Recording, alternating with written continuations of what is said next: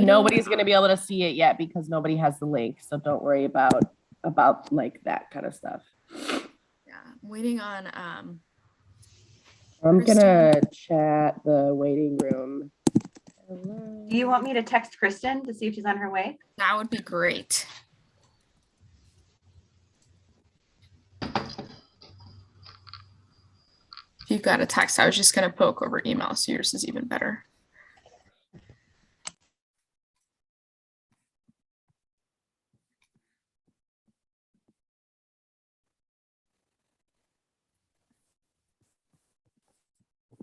Hey, Sabila, let's call later. I have things to tell you. Yeah.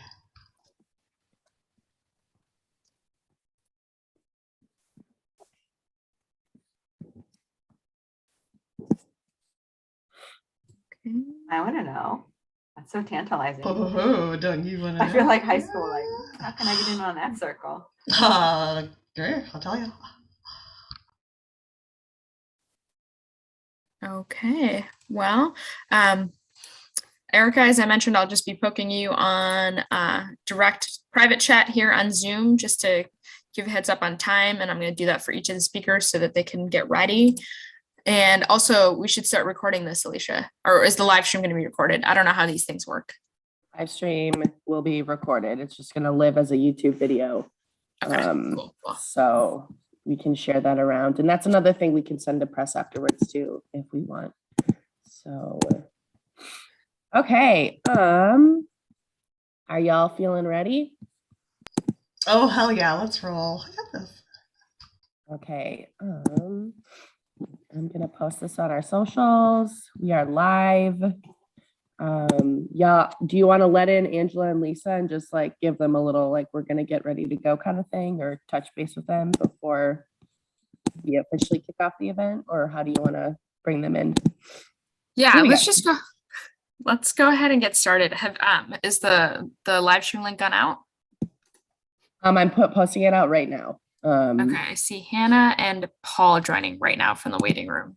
All right, so why don't you get them going, and that will give me a second to gear up this email. Hello. I'm emailing all the RSVPs. I think you need to make them co-hosts. Sorry. Let's see. On it right now.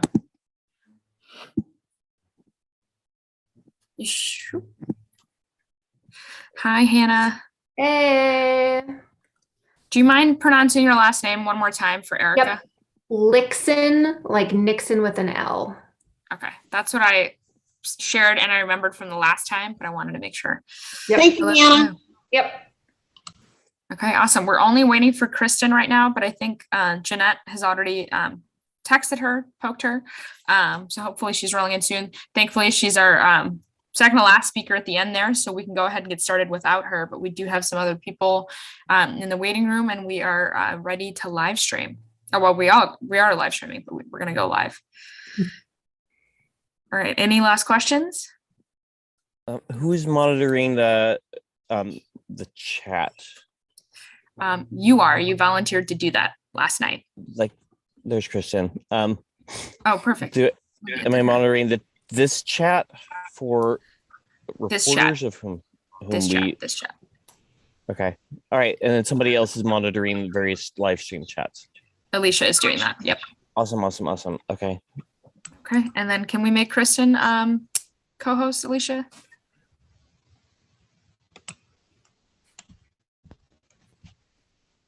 All right, we've got a couple folks watching us live on YouTube. Hey everyone, we're gonna get started in just a minute here with the event. So happy to see you all. Thanks so much for being here. Appreciate you bearing with us while we get this powerful event ready. Kristen, are you able to unmute yourself just to make sure that you can?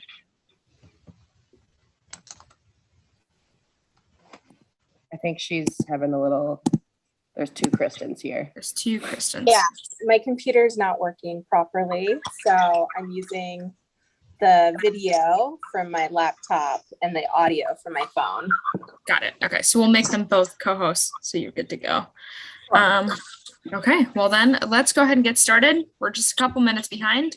Let's let everybody in, and then Erica, you are good to go whenever you're ready and comfortable. Okay. And I'm going to spotlight you at the very beginning. Okay. There you go. All righty. Let everyone in. All right, cool. Well, first of all, I want to thank everyone. Thank you all so much for being here with us today. My name is Erica McKibben. I am a state captain with Right to Health Action here in Georgia. Right to Health Action is a grassroots movement dedicated to fighting for health equity. As we enter the third year of this pandemic on March the 11th, political leaders want us to get back to normal, but the number of lives lost to COVID-19 continues to explode. Last Friday, there were more deaths from COVID than Hurricane Katrina. More died in 48 hours than did on 9/11. And for every person we've lost, there are 9 more left behind. That's 9 million Americans who will not go back to normal, and tens of millions more who are elderly or immunocompromised. This new normal is a lot like an old normal, except now we know who will die and who will be homebound and left behind. We now know that pandemics will coming faster and getting worse until we tackle the climate-related drivers of disease spillover. The Senate this week must vote on a 5-month overdue budget. 36 senators saw fit last week to hold new COVID relief hostage against previous COVID relief they've already voted for. That's a no lesson learned move, if ever that was, especially as new variants are making their way into the U.S. A subvariant that this week sees Hong Kong on lockdown with overflowing hospitals and morgues. As you all know, this is a very, very, very, very week, very, very historic, unfortunate week coming up. The week started with the world passing of 6 million deaths due to COVID-19. By the end of the month, our country will have passed 1 million COVID deaths in America. In the next few days ahead, Congress is poised to pass the budget for fiscal year 2022. Their deadline is March the 11th, the same day that is the grim second anniversary of WHO's determination of COVID-19 as a global pandemic, the day that changed everything. Right to Health with our partners marked by COVID-19 Lone Harlots Outreach, and COVID-19 Loss Support for Family and Friends have organized this press conference and virtual protest to share our human stories of loss and anger and to demand action this week from Congress to vaccinate the world. This week's upcoming vote must include at least $17 billion in emergency funds for global vaccinations, more than triple the inadequate requests from the Biden administration. We are also demanding that Congress fulfill the full $1.1 billion pledge for the historic global fund to prevent pandemics made by Vice President Harris at last September's White House Global COVID Summit. We are $850 million short of that pledge and need Congress to fill the gap. We are also here today to let Congress know that millions of people cannot go back to normal. We will remember their votes and will be holding our elected officials accountable during the midterms. We will be showing up at town hall meetings, candidate forums to put politicians and candidates on spot with our stories and demanding answers to our questions and policy demands. We need action now from Congress. We are watching. Thank you all for being here today to hear our calls and amplify our message. And I just want to make a quick note on technology for today. So all attendees will be muted during the event. If you have to leave the meeting at any point or get kicked out and want to rejoin, simply use the same link you originally joined with.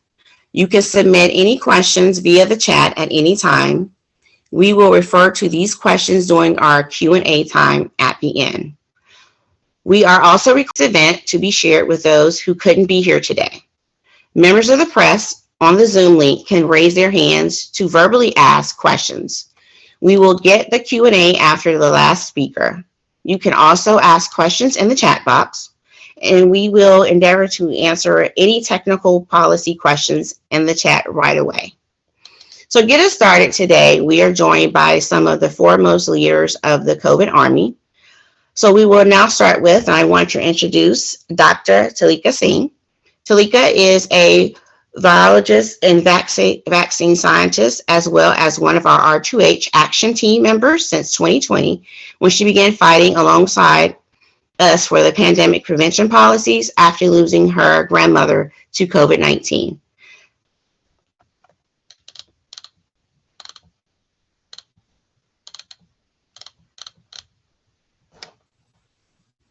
Thanks, Erica. I'll go ahead and I'll share my story. So today, I want to share about my grandmother. So you all know why we need to act now to make vaccines globally available. My grandmother raised me. She was just so loving. No matter what mood you're in, my grandmother could always make it better. In every photo, she's smiling, and in every video she was singing. She was just this bright light holding our family together. Thinking back, I'm just so sad that she, even when she was at the hospital with COVID-19, she even sang to the nurses at the hospital with her oxygen mask on. That is the kind of bright light that my grandmother is. Can you believe that? In mid-October 2020, my grandmother's oxygen levels dropped to very dangerous levels. She was taken to a hospital in Mumbai where she tested positive for COVID. From there, she was swept off to a hospital for COVID patients only and separated from our family. She was sick, she was confused, and alone in a place where she could not even speak the language. For 19 agonizing days, we waited for every message from the hospital. The lack of information from an overrun hospital during a pandemic stressed us out. She did not deserve this. Why couldn't we be with her when she raised all of us? And yet, day by day, her conditions deteriorated until she was eventually put on the ventilator. She was barely conscious. She had a feeding tube in her nose. Machines poked and prodded her soft arms. The doctors gave her more life-supporting interventions. And despite all this, on October 23rd, 2020, my grandmother died alone in a hospital in India of COVID-19. I remember that big hug, and I can still hear her singing in my head, and she is never coming back. And now, more than a year later, I still feel out of breath thinking about these final moments because she could not breathe. I know that there are people out there who are not able to be there for our loved ones in their last moments because of this virus. We don't want to keep living this nightmare over and over again. We want to be able to protect our families. There are literally billions of impoverished people waiting in line for years while this virus keeps mutating. And without sufficient vaccines last year, India saw the highest surge of cases in one day, more than 300,000 cases in a single day. And these are not just numbers. These are people's grandparents, brothers, sisters, cousins. These are the people that we love. We simply cannot afford to delay life-saving vaccines and allow this virus to take more lives. I want to highlight that last week's short-sighted objections by our senators, 36 senators, threaten the safety of our family with relentless new viral variants. Well, we know that this pandemic is not over anywhere until it is over everywhere. So I'm calling on Congress to do what Biden has already promised to do, to help vaccinate the world. And that means allocating $17 billion to help vaccinate at least 70% of the world by this September. Congress, I will not accept business as usual because business as usual does not come to terms with the reality of our lives and our families' deaths. This is not the moment to be penny pinching. This is the moment to be brave and actually solve this global issue. We must also get smarter and do better than expensive charitable acts. The public paid to invent these vaccines. And now the public is paying twice with this preventable and prolonged pandemic, while private monopoly barriers on public research create massive supply bottlenecks. That's not okay. The Biden administration must move beyond charity, which we already know does not work. And we are asking for two things. First, invoke the Defense Production Act and allow DARPA to share the recipes of the vaccines and know-how with local producers around the world. And second is to build up local manufacturing worldwide.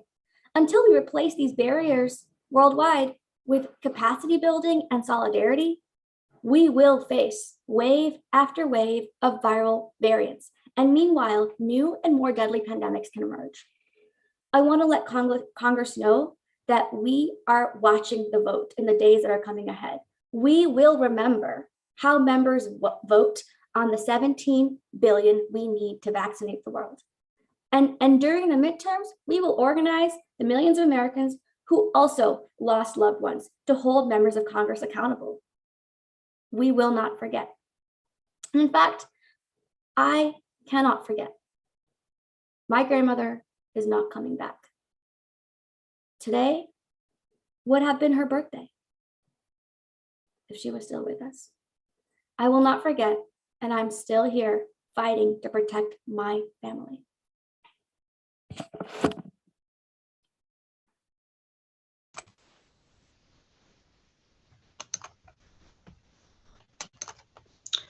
Thank you for sharing, Talika.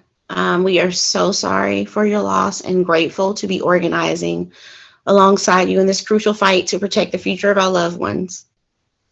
Next up, I would like to introduce Sabila Khan from New Jersey, who founded an online support group for families of those who lost their loved ones from COVID-19. She did this just days after losing her own father. Hi, everyone. My name is Sabila Khan, and I am one of the millions of Americans who have lost a loved one to COVID. My Abu, Shafkat Rasul Khan, was a loving father of 3, the doting grandfather of 7, and a devoted husband to my mother for 49 years. He died 6 months before their 50th wedding anniversary. As a community activist in Jersey City, he spent years carving out spaces and opportunities for others. He was a good human being who devoted himself to his family and his community. On March 11th, 2020, as the tri-state area started to go into lockdown, the rehab facility where Abu was receiving physical therapy for his Parkinson's disease closed its doors to visitors.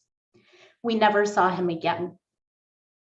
After a week of growing increasingly alarmed when he stopped answering his phone, we were told that Abu was congested, had lost his appetite and his ability to speak, and had a low-grade fever.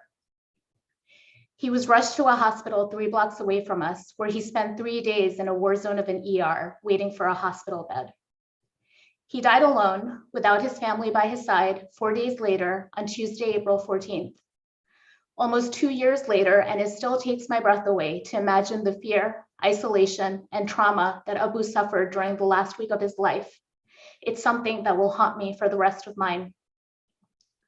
Abu was buried the following day, and in what was the most surreal and heartbreaking moment of my life, I had to watch his burial live streamed on my phone. But sadly, my story is not unique.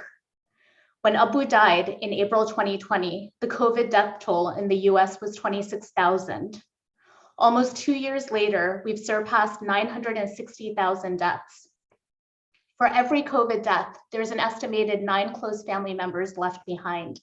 That's almost 9 million people in America left with PTSD, feelings of guilt and anxiety, lack of closure, and the burden of knowing that their loved ones died traumatized, isolated, alone. No family deserves this. Mine certainly didn't, and neither did the millions that came after us.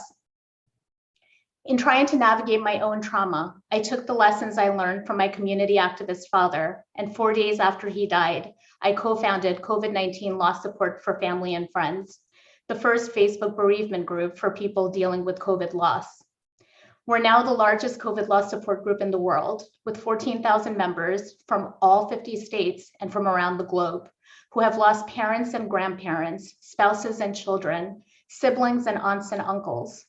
A shocking number, myself included, have lost more than one loved one to this virus. I want to add something here. My family and I were undocumented for nearly a decade after arriving in the US in 1982. Abu was obsessed with American politics. He studied the platforms of candidates in local and national elections, followed primaries and debates. He encouraged others to vote, even though he himself couldn't vote in a presidential election until 2000. He raised us to believe in the political process. I've been a diligent voter since turning 18 because I know how hard my family fought for this privilege.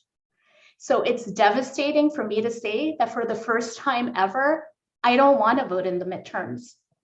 In this political rush to reclaim normalcy, even as we continue to lose well over 1,000 people a day to COVID, both parties are looking the same to me. And neither side seems to give a damn about poor, elderly, and disabled people like my Abu. No one has my vote this fall. I am not voting until our government can show that they care about the marginalized communities that have been disproportionately impacted by COVID. The Biden administration has made promises on the global stage about investing to prevent future pandemics, about helping to vaccinate the world, and it is about time that we hold the White House and Congress accountable to those promises. When the first woman of color vice president made a historic pledge of $1.1 billion in seed funding at the White House Global COVID Summit last September for a long overdue global fund to protect us from this nightmare from ever happening again, I was excited. Finally, we were going to do something long overdue. But when I see Congress clawing back previous COVID relief funds to pay for half measures instead of keeping these important promises, just completely dropping the vice president's pledge as if it never happened, it makes me feel sick to my stomach, like throwing up my hands. Me and my community will fight for the candidates who will keep their promises and really take action to stop COVID and transform our broken systems so this never happens again.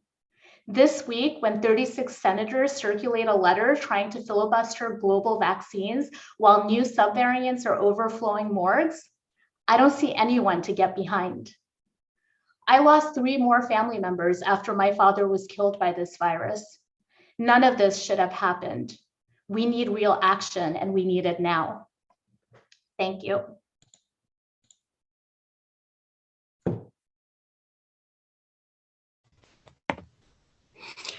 That actually got me there, Sabila. I really want to thank you for your honesty and thank you for sharing your story with us. I know I keep saying this, but we are really sorry for your family's loss and grateful for you and your activism and the support group as well. Next, we'll hear from Dr. Hannah Lixon.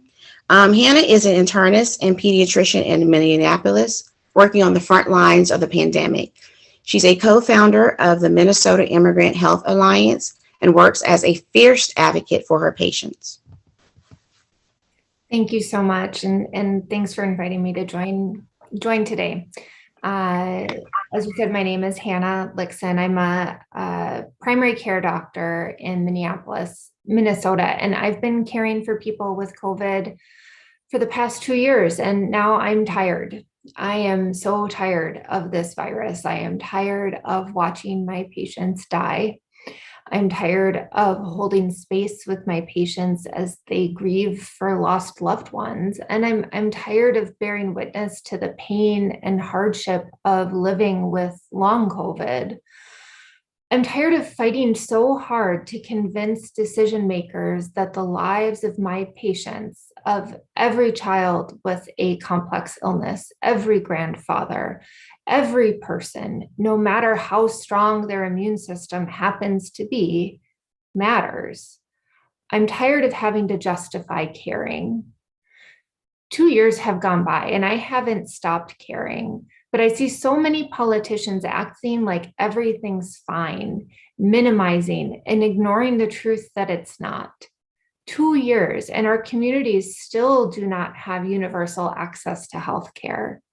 2 years and we don't have global access to vaccines or treatment. And that's the bare minimum that we should be asking for, because we haven't even taken the time to invest in the steps that will prevent this cycle from repeating itself all over again.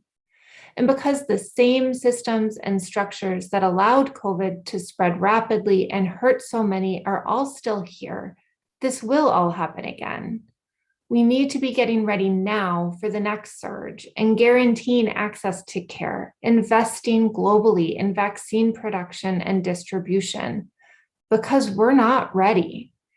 In the past few months, I've seen patients suffer at home or waiting in the emergency room for days because some of the best hospitals in the world didn't have space, didn't have the care infrastructure that we needed to care for them. And that's because our health system has collapsed. We can't in the United States guarantee that people will get the care they need when they need it. And that's even for people with insurance who have access to care at baseline. Our healthcare infrastructure in this country has collapsed. And so we need to do everything possible to control the next surge, prevent the next surge and the next pandemic before it starts. Because right now we're not ready. What's happening in every corner of the world, every city, every community, every village and town affects us here. It affects us everywhere. Even right now, while we're being told in the US that we can ignore the pandemic, the BA2 variant is spreading through Hong Kong, killing thousands every day, overwhelming hospitals and morgues. And just today, cases and hospitalizations are on the rise again in Great Britain. We will continue to see new variants rise, and we know how fast they spread. This pandemic is not over anywhere until it's over everywhere. I still care, but I'm tired, and that's why I'm asking Congress to step up and help. Thank you. Thank you, Hannah, for all the work you are doing on the front lines and continue to do on the front lines, and for advocating for your patients as they struggle to navigate this awful pandemic.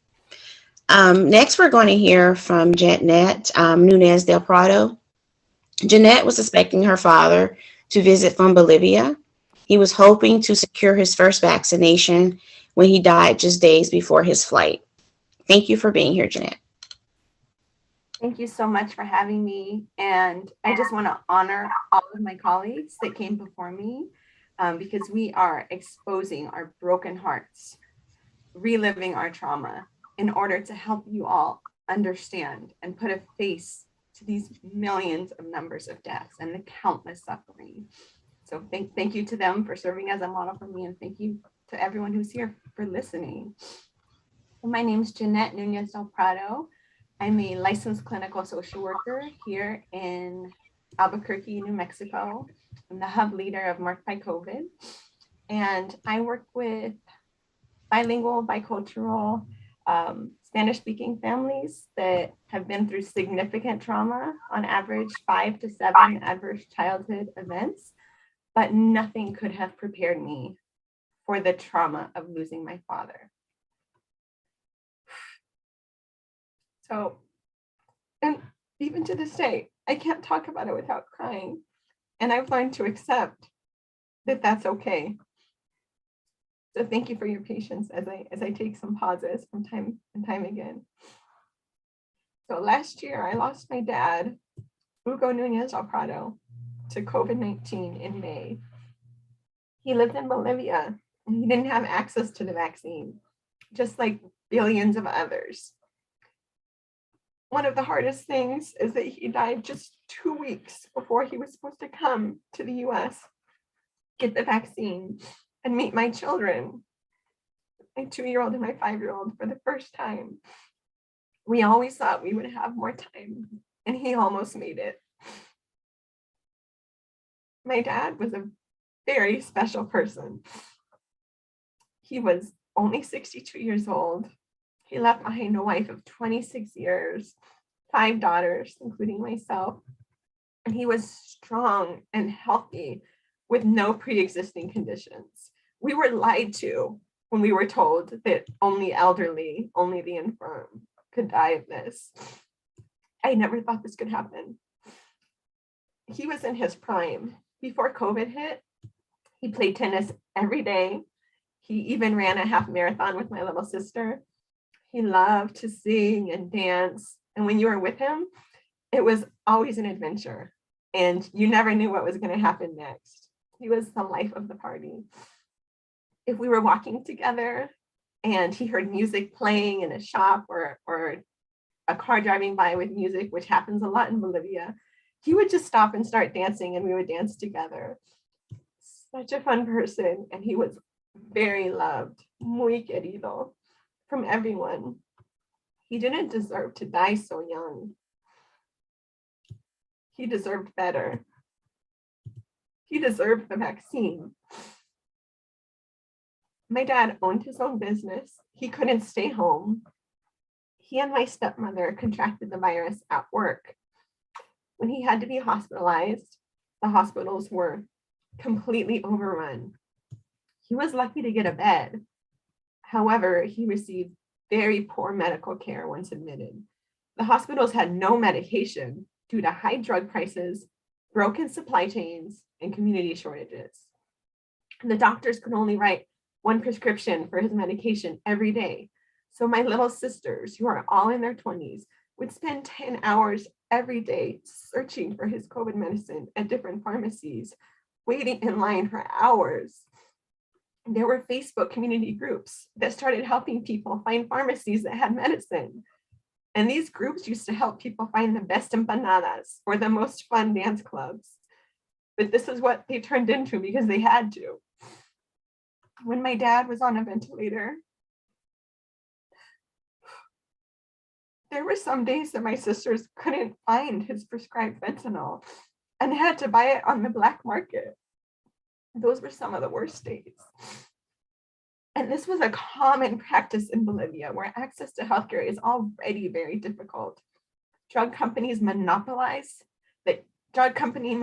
keep prices too high to make it work. Wealthy country vaccine hoarding makes it impossible. My dad was a man who lived his life surrounded by people, surrounded by family, surrounded by love. But he died scared and alone without me there to hold his hand. And that will always haunt me. He deserved better. People like him in developing countries who already suffer so many inequities deserve better. There is no morally justifiable reason why the Western world is not widely sharing COVID vaccines with the global South. There are literally billions of people still waiting in line for their only chance of protection from this deadly virus. We can and should be doing more to help our fellow humans around the world. Biden promised to help vaccinate the world, and I believed him. But the $5 billion he requested from Congress will not get the job done. We need adequate funding to ensure that shots actually get into arms, and it's going to take $17 billion. We needed that money and those vaccines last year. My dad would still be alive if we got it. But now this week is our chance at getting those funds in time to vaccinate the world this year. Congress needs to meet and exceed Biden's request and fulfill the full $17 billion that is required for global vaccination. How many more daughters will have to lose their fathers as they wait? Thank you so much for the time and space, and thank you all today for listening. Our stories are hard, but we deserve to be heard. Thank you for sharing, Jeanette. Your story reminds me of so many reasons why we have to continue fighting. Coming from another person who lost her dad, a daddy's girl, it is hard, and people don't understand. It is a lot of trauma, but thank you so much for telling that story. Next, we're going to hear from Amanda Finley, who, like many others, actually contracted COVID-19 and was sick. After surviving her fight with COVID-19, she's been left dealing with long-term symptoms and negative health effects. Thank you so much for inviting me to be here today, and all of you. Thank you for coming together and for working together. Let's get things done. I'm so proud of all of you. And everyone who's here listening today, we appreciate you. We need you. So my story, my name is Amanda Finley. I started out, when I was little, I wanted to be an archaeologist. I had this really great school program, but I didn't know what flavor of archaeology. So like any normal person would do, I decided to be a professional opera singer for 10 years. And then I found my flavor in Southeast Asia. So I did archaeology for 14 years. but it hasn't been terribly busy in archaeology for a bit. So I just picked up gig jobs, delivery jobs, and this is what kind of landed me in so much trouble when COVID hit. Now, my background, my degree is in anthropology. Part of it is medical anthropology and epidemiology. So when I started hearing news stories coming out of Wuhan, it caught my attention. And it really caught my attention. I have a friend who's from a small farming village in Hubei province near Wuhan. And I thought, oh my God, I have written 45-page papers about things like this. This has happened. Oh my God, this is actually happening right now. And I never thought it would hit me so soon, but I got sick on March 6th. And for the first few days, I thought, oh, no big deal. I have asthma. I haven't had bronchitis in a while, so I'm due. And then it got worse and worse. And I realized, oh my God, I think this is what that is. I was scared. I was so scared, but I didn't have insurance because I was a gig worker, and there are millions of people stuck in the gig economy. It's certainly not for lack of trying. I looked for 10 years for a real job, and it just didn't happen. So here I was stuck with this thing that was going to kill me. I have a wonderful doctor, but he was out of the office that day, a few days in, after I realized I need help now. And I didn't have $100 to pay to see him, just out of pocket. So I called a community clinic and I said, hey, I think this is what's going on. I really need help. And they said, oh, just walk in. And I said, no, that's a very terrible idea. We need to figure something out. But I was so sick. They want to know, no, just walk in. So I walked into a very full waiting room. Oh my God, there must have been 40 or 50 people in there. I had to ask for a mask because no one, it wasn't on our radar. And I don't know how many people I infected that day. Wow, it still hurts. The doctor decided, oh, well, we're not going to test you because you didn't go to China. It didn't matter. We didn't have tests in Kansas City for another 3 weeks. And I didn't qualify because I didn't have that very specific list. My temperature never got over 100.4. She sent me to another facility, a larger one with a lot more people, to get a chest x-ray that showed bilateral ground glass opacities. And at that point, I was scared. There really wasn't much we could do. They were saying, don't use steroids. Oh my God, I had never gotten through something like this without, how am I gonna do this? I am gonna die. My neighbor downstairs was elderly, he had COPD. And I knew if I spread this to him, it's gonna kill him. I don't know if I'm gonna survive this, but I'm not giving it to him. So when I got back home, I closed the door to my apartment, and it stayed closed for 4 months. I knew, number one, I didn't know when I would stop being contagious, and I sure wasn't gonna find out the hard way. But number two, my lungs were so trashed. I knew I couldn't get sick with anything else on top of it. And it was, even though I ended up losing my home, I wasn't able to work because if you're in the gig economy, if you don't work, you don't eat, you lose your home. But it was worth one life downstairs. And it bothers me a lot when people when they choose not to do 14 days. But there are people who don't have that option. We need to enable them in some way, shape, or form to do the right thing, because that's how we stop this. It starts with isolation and staying away. We can talk masks and vaccines, which are very important. Right now, we need everything. We throw everything at the wall. But if we're not enabling people to stay home and isolate, it's not enough. But because of the asthma, I just thought, oh, no big deal. I wasn't better after a month and 2 months. I thought it was just me. And I'd lost my hair after I had my son, and I went on a quest for answers for 1.5 years. I never found any, so I just assumed I'm a medical weirdo. Here we go. I don't want to go through that again. There aren't going to be answers. Then I heard about one other person, then another. So I thought, oh, let's start a Facebook group. We'll just find like 50 of us, and we'll never have any answers. Yes, we'll be miserable together. Wow, there are over 14,000 people in my group alone. There are hundreds of groups out there. We just didn't get better. We're called COVID long haulers now, or long COVID. And for the first year, it was, hey, Facebook group. We fumbled around, but we did a few things right, and we got some scientists, researchers in the group, we got doctors, all kinds of good people. But we made a list. It started out with, okay, hey, what are your symptoms, everyone? Oh, it's a lot more than that 10 in the list of 10 symptoms that the CDC is saying. And I got a job working as a contact tracer with the Kansas City Health Department. So they flashed that list up on the screen. I was like, 10 symptoms, hold my corn. This is hilarious. We've got over 200. And over time, we just added to it. We don't know the correlation or causation, but add to that list. Write everything down. This is important.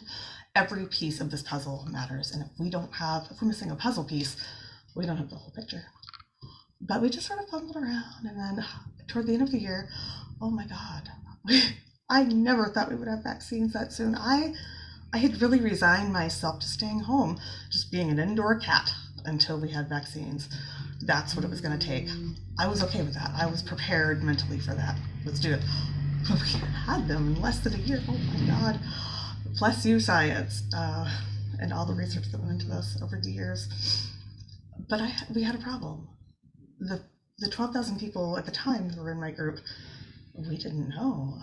Is this going to make us sicker? How's it going to affect us? I don't know. And they're looking to me for answers. I don't know. But I will not ask anyone else to go find out for me.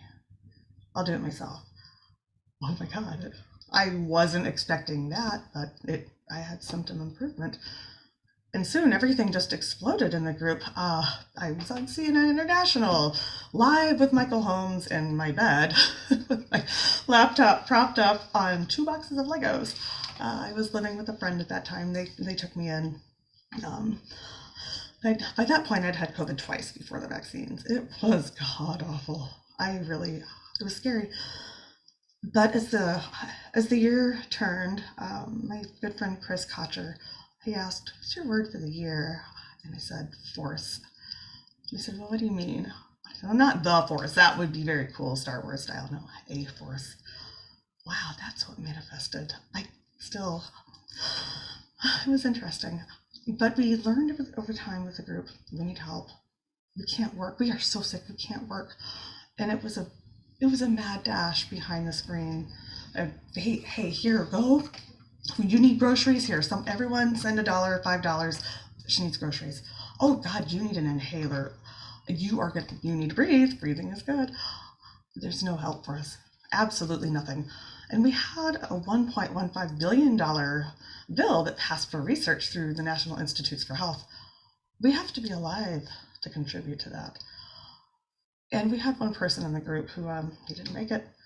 He was in Texas. He couldn't afford his medications. And on September 4th, he died after being sick for over a year. We fought for him $5 at a time for a year, and it was the most gut-wrenching thing I've ever been through. I've never lost anyone that horrifically, and I'm so angry. I didn't round anyone. I was homeless anyhow, and I was tired of people giving me COVID, so I took to the woods. I went to my happy place, a state park north of Kansas, and I was yelling at the wild turkeys in the trees. And at this point, it coincided with an article in The Atlantic by Ed Yong. Everybody was looking at me as I was falling apart. I did not care. I blasted out not just a little Twitter comment. No, I did video comments. Over 700 of them, God knows. I would not change a thing. People started listening. I never thought anyone would hear, but they were listening. Oh dear God. I caught the attention of someone I've long admired. She posted in August, September about National Alopecia Awareness Month. And I responded, yes, Queen, when you are on a dating app and you've got alopecia, weed out all the bad characters, and you're left with genuinely good people. High five, Ayanna Presley. And she followed me. I was like, wow, I'm a tiny little drop in the middle of the woods yelling at wild turkeys. She just followed me. Wow. And then a week later, her aide did. And I was like, oh, we are legit going to talk. Wow, this is amazing. But what started happening after that? Okay, now what started happening after that, things exploded again. I went one by one across all of Twitter. We got in DMs of everyone, currently a legislator, everyone running. I said, what do you know about long COVID? I would send just that in a passage, an article. But we have an opportunity to do something called systemic change. Do it on a global level. We just got one of our long haulers out of Ukraine. Oh my God. And when she gets here, she won't have medical care. So I told the right people that she was just going to stay right there in her apartment. She taped up the windows and said, I'll take the Russian tanks over your healthcare system, because she knows she can't afford it. But we got her out. So, but I want you to know that the world is suffering. This is a global effort. Unless we are all on the same page with vaccines, with support to stay home, this is going to keep perpetuating.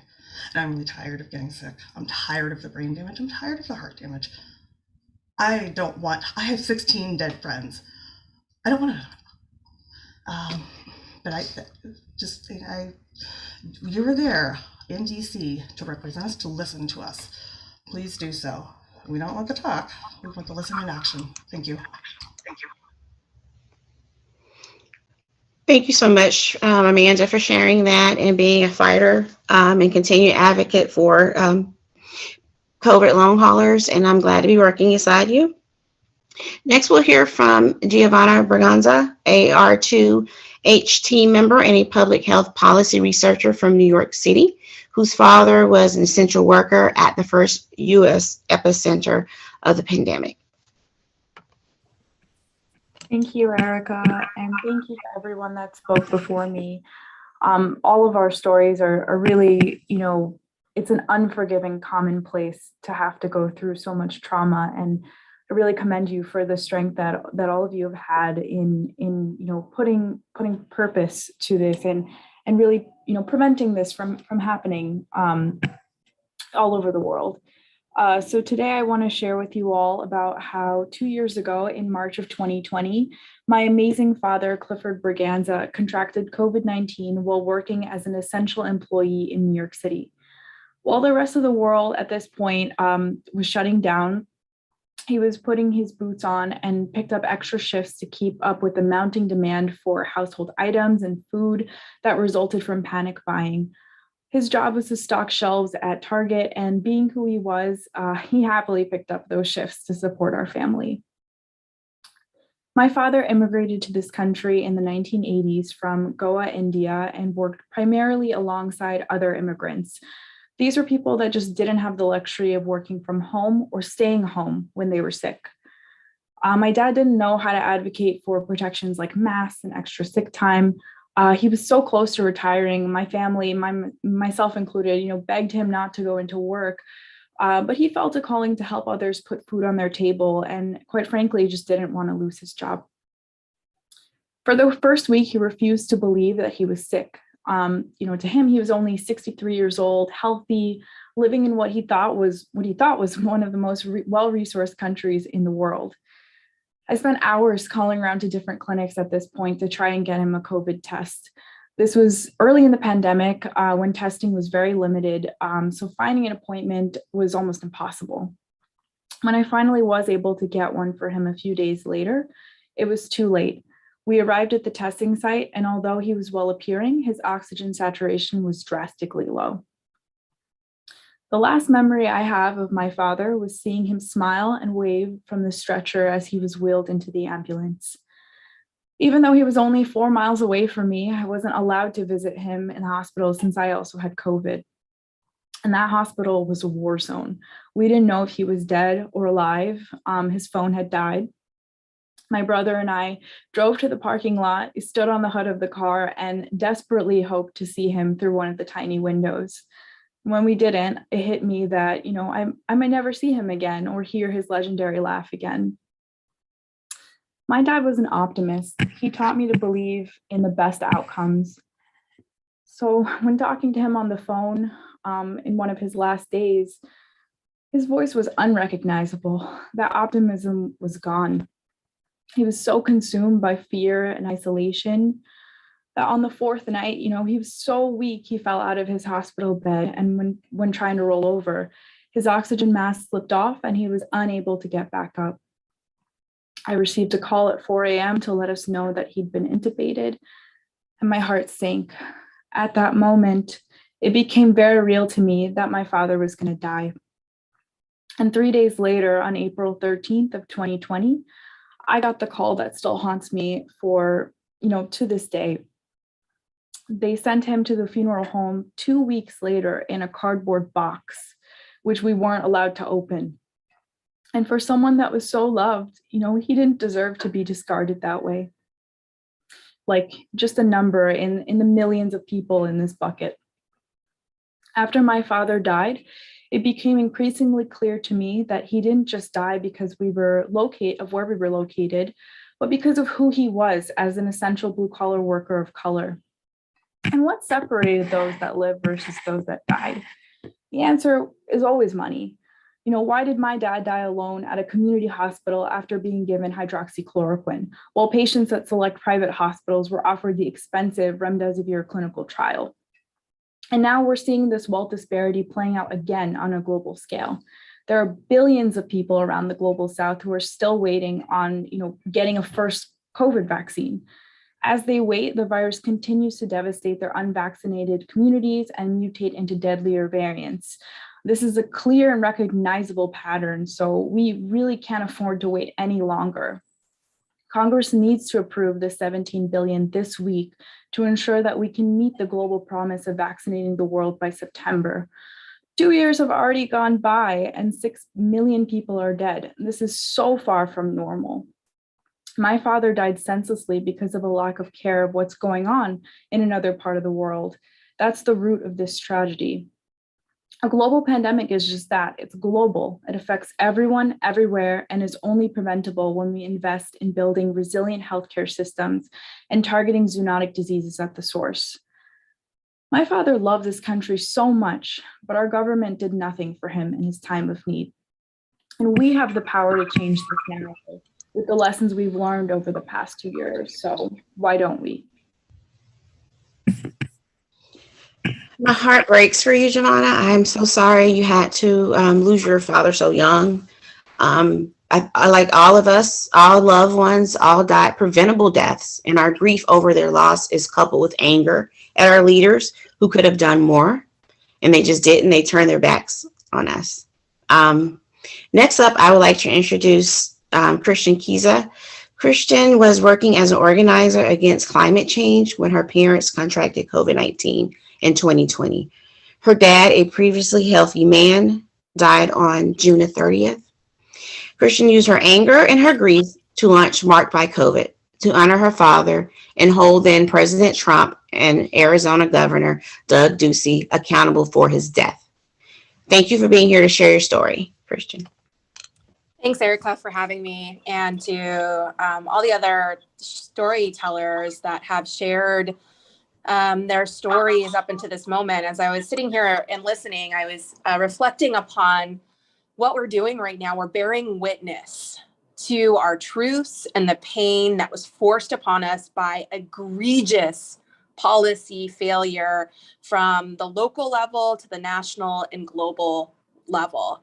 And we are choosing to share that in order to change the world. It is not easy for us to relive what our loved ones went through. Every single day it haunts us. But we have chosen to do this because it's the right thing to do, and we do not want anybody else to have to go through what we went through. It's that simple. And what this pandemic has shown us is that the systems that we live in are inadequate, that they do not prioritize the lives of regular folks, which is most of us. While our loved ones died, billionaires got richer. While our loved ones were suffering and not getting access to the medications that they needed, people who denied the fact that COVID existed got concierge treatment and the latest drug trials. This is not the country my father, who died, raised me to believe I lived in. And this is not the global world that we have been taught prioritizes humanity, life, freedom, opportunity. The opportunity for life was taken away from our loved ones and millions of other people across the world. And that does not even recognize the massive amount of people who are now permanently disabled due to having a COVID infection and are living with ongoing COVID symptoms, long COVID, etc. As Erica mentioned before coming into this universe, I was an advocate for a nonprofit organization, which I had worked for about 20 years. And I share that because the work that we were doing was working to stop deforestation with a primary focus of preventing the worst impacts of climate change. Massive trees are incredibly important. They're the lungs of our planet. They also hold in tons of carbon. However, the way in which we produce food, meat in this global economy creates a supply chain that basically raises tropical forests and the indigenous communities that live in it. This is a problem for climate change, but it also creates the conditions in which epidemics can thrive, outbreaks can thrive.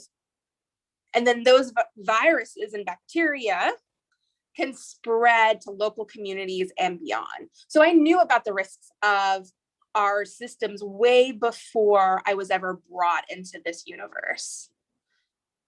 And I found it incredibly disgusting that my father was one of the early people to die, even though I had been working for my entire career to prevent pandemics in the first place. But there wasn't a question in my mind that my dad was in danger. He was first generation. He lived in a low income community. And he also was an essential worker. So he had more exposure to begin with in the first place. That's because the system is set up so that there are the haves and the have-nots. And my dad was a have-not. But to me, he was and is irreplaceable. That's the truth for every single one of our loved ones, as well as each and every one of us on this call today. Our lives are worthy. So that's why we need to not only prevent pandemics of the future and vaccinate the world, we need to stop building systems that create two Americas. And that's why we need a pandemic prevention fund that really focuses on ending that spillover from forests to local communities and then down the supply chain line to our loved ones. It's an important investment, not just for our future, but it's an important investment for today. So I'm calling on Congress to step up to the plate, to take some of the burden off of our doctors, off of our grieving families, and off of people living with long COVID, and do your job. Put the money where the money needs to be now. Thank you. That was a very powerful story. I just want to thank all the speakers. I mean, everybody here. It took a lot of courage to get up, to relive your story and tell your truths. But I honestly think it needs to be heard in order for us to get the help that we need, so we can honor our loved ones by doing that. So again, I want to give a huge thank you for you all for sharing your stories. Just like many of the speakers here today, I actually lost my father as well to COVID early on in the pandemic. My dad died April the 7th, 2020, a week before his 76th birthday. Just like everybody here, my dad loved life. He loved teaching. He was a teacher in Clayton County, Georgia. He's one of the first Black teachers to teach at an all-white school in '67. And actually did not realize 2 years ago on March the 8th, would be the last time I would see my father because he became ill. And like everybody else here, most of our people, I think, passed in the early pandemic when we really didn't know what was going on. And actually, all our loved ones' lives could have been prevented. I really feel my dad did not have to die. It could have been prevented. And I think the thing that hurt the most was going to the hospital and not even being able to see my father, not even be able to hug him, not be able to tell him I love him. And I think the worst thing was at the time, we had to stay 6 feet apart from each other. Me and my sisters, my husband, my kids, we couldn't even comfort each other. You know, my dad was in my life for 43 years, and he was always there for me. And now that he's gone, I felt that I let him down when he needed me the most. And in honoring my father, after his 3.5 weeks fought battle on the ventilator, I'm honoring my father and the 6 million other people whose lives have been taken by this pandemic that never should have happened in the first place. I want to urge Congress to do its job and deliver on the promises our government has made to the American people. We urgently need $17 billion for global vaccinations, plus the full $1.1 billion in seed funding for a multilateral global pandemic prevention fund. I want you to, everybody on this call today, I just want you to close your eyes and think of how many individuals can be helped when it comes to getting vaccines distributed in marginalized communities around the world. Imagine getting the proper medical, mental health care for everyone dealing with long-term effects caused by COVID. Imagine trusted public health workers from our communities and in our communities organizing to reverse racial health disparities and environmental racism. We must not forget this pandemic should have never happened in the first place. So I really want us to imagine that just as bad, or probably even worse, another pandemic can hit us again in the next 10 years. That is what's going to happen if we don't win now. Pandemics are coming faster and they're getting worse. Now, I would like you to look back and imagine that we look back on these terrible times and know that we did everything we could to protect everyone in the world from another COVID situation happening. We can fix the deadly mistakes that took the lives of all our loved ones. These are the causes I know in my heart my dad will be fighting for. Now I'm his voice, and it falls upon me to continue his legacy, to make that difference and make sure that our government doesn't turn our back on us again. If anyone has any questions about how to get involved, you can put them in the chat. If you want to learn more about Right to Health Action and some of the other organizations, we'll put their information in the chat. And also, please do not hesitate to reach out to us. And I just want to thank everyone for being here with us today for this event. We look forward to continuing to work together as a coalition. Please visit our website and follow us on social media for updates on upcoming events and opportunities for action. We're actually hosting a congressional call-in day tomorrow where we will flood the phone lines of Congress with our demands. And again, I want to thank all our speakers for the courage to tell your stories. I know it was not easy. I actually was trying not to cry myself, but I just want the world to know that our loved ones were people, they were human beings, and just think about the great things they could have kept doing for their communities if they weren't taken, when they didn't have to be taken by this deadly virus. Thank you, everybody.